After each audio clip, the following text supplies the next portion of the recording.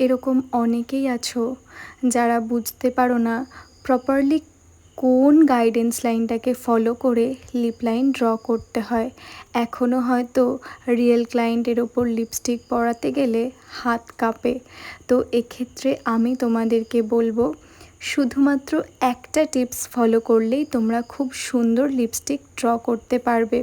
সেটা হলো প্রথমে একটা লিপ লাইনারের সহায়তায় আউটার লিপ লাইনটাকে ড্র করে নিতে হবে, যেভাবে করে আমি করছি।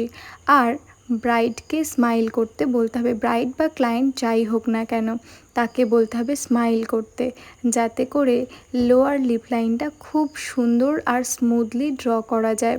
ঠিক এইভাবে করে করা হয়ে গেলে, পুরো লিপ লাইন ড্র করা হয়ে গেলে তারপর লিপস্টিক অ্যাপ্লাই করতে হবে একটা সরু তুলির মাধ্যমে। এখানে আমি সোনাইয়ের একটা তুলি ব্যবহার করেছি। তোমরা তোমাদের কাছে যেরকম তুলি রয়েছে সেরকম একটা তুলির সাহায্য নিতে পারো। এখানে আমি যেই লোকেশনে কাজ করছিলাম সেখানে বারবার লোডশেডিং হচ্ছিল, তাই কাজ করতে আমার অত্যন্ত সমস্যা হয়েছে। তাও আমি তোমাদেরকে প্রপার ওয়েতে দেখানোর চেষ্টা করছি।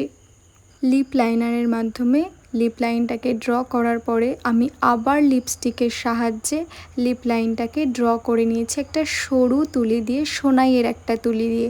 তারপর ফাঁকা জায়গাতে আমি লিপস্টিক অ্যাপ্লাই করে দিয়েছি।